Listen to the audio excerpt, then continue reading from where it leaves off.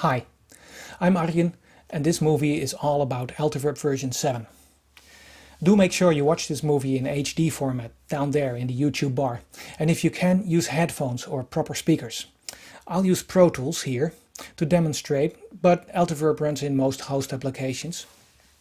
Here's Altiverb 7, the original professional convolution reverb plugin. It creates reverb by using actual samples of real spaces from all around the world. And as you see, Altiverb is bypassed now. If I hit play in Pro Tools, you'll hear some dry drums.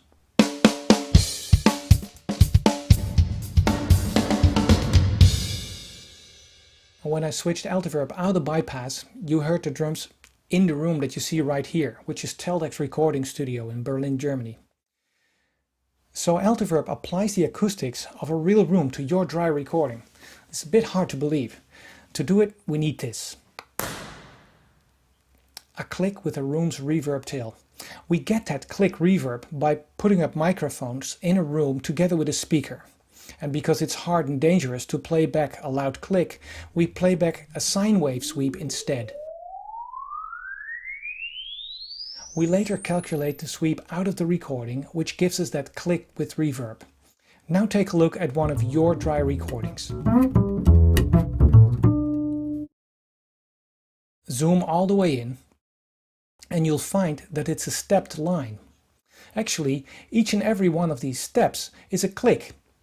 Clicks are pointing up and down at different volumes, but essentially they're all the same. Now all we need to do is replace each click from the dry bass by a scaled click reverb that we just made in the room. And then the bass will end up sounding like it's played in that room.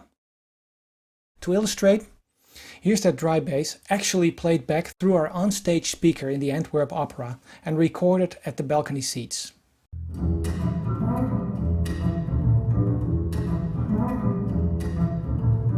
And here's how close Altiverb gets to that.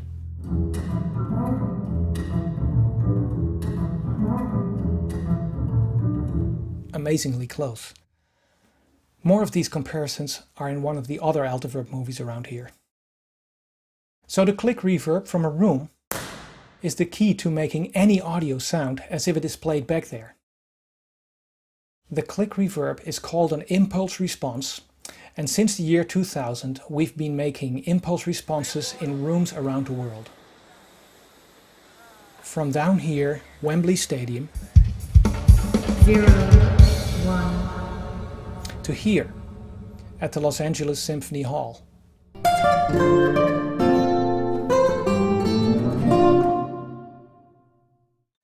Or like here in the cockpit of a Boeing 747. Or here in the Gol Gumbaz of India.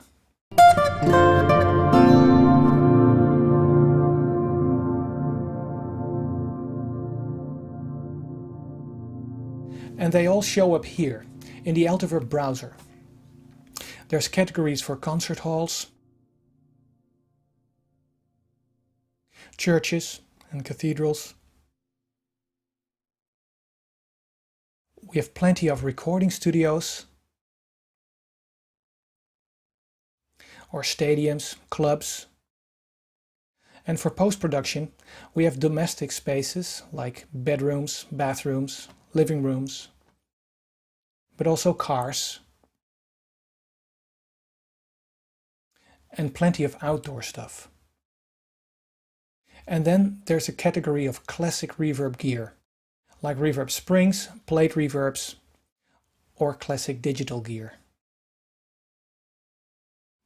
Now suppose all I know is that for my dry drums here, I'd like a medium-sized wooden space. I can type wooden here in the search field, and it'll list all my wooden spaces. If I sort by size, the big ones end up on top, scroll down to like a studio space.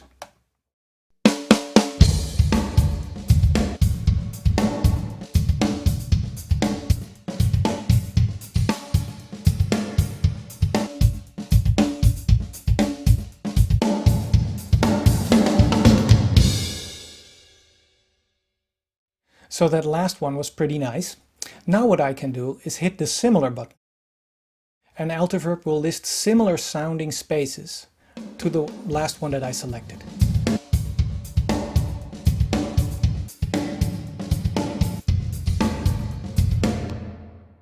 What you can also see here is the News button. All of these impulse responses are provided for free to Altiverb clients, and we release one every month or so. They pop up here. I can download them right here and install them and listen to them. There's a number of knobs and buttons that work on these impulse responses once they're loaded. Here's reverb time, lengthening and shortening the reverb tail. Size resizes the room by retuning its resonances. And up here we have the stage positioner. One session in a concert hall in Vienna, we recorded 36 stage positions to study exactly what happens to the impulse responses. And from that we derived an algorithm that allows you to pick any position on stage of any of our impulse responses. Listen. 0, 1, 2, 3, 4, 1, 2. And if I insert another Altiverb on another track, 7, 8, 9, 10, 11, 12, 13, 14, 15, 20, 30, 40, 50, 60, 70, 80. Okie doke. this way you can nicely draw a group together in the same room, or put up the sections of a sampled orchestra on a real stage. Then here are snapshots, single-click preset saving and recalling. Altiverb is total recall, so you do not need snapshots to automate Altiverb, but they're here for convenience anyway. And this here is the IR import section of Altiverb. You can download dry sweep files from the AudioEase website and make a recording in a room like we saw earlier in this movie. And you throw the results onto this field here in Altiverb, and they will sound immediately.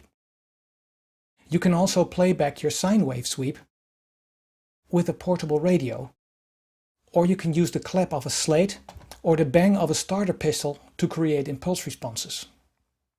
And I'm going to show you now that you can draw anything onto Altiverb from your tracks, from the Finder, and I'll use Snapper, some piano, and I'll throw it onto this beat.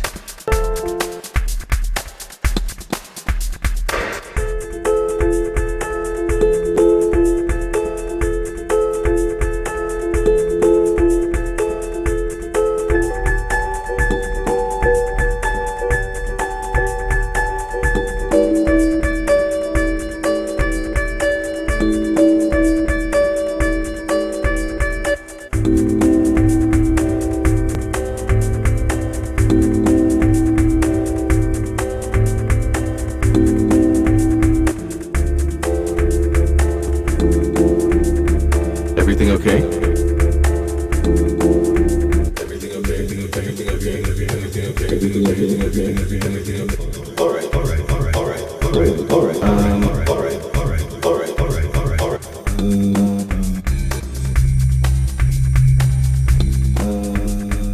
Or maybe a motorcycle.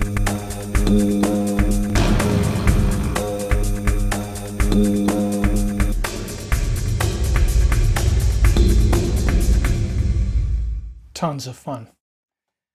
And here's brightness. Brightness is actually an algorithmic synthetic reverb that is exactly tailored to the shape of the impulse response that is chosen.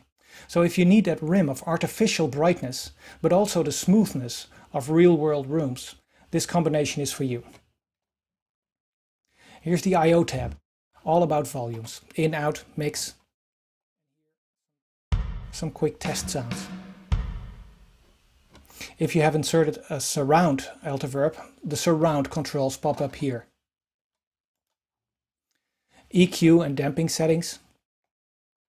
EQ can be set using the interactive EQ curve here as well. Pre-delay, which can lock to tempo of your song, and reverb attack.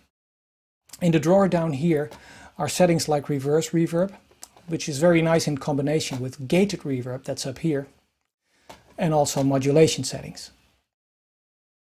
Well, don't forget, there's some more Altiverb movies around here. And thanks for watching this one. Bye.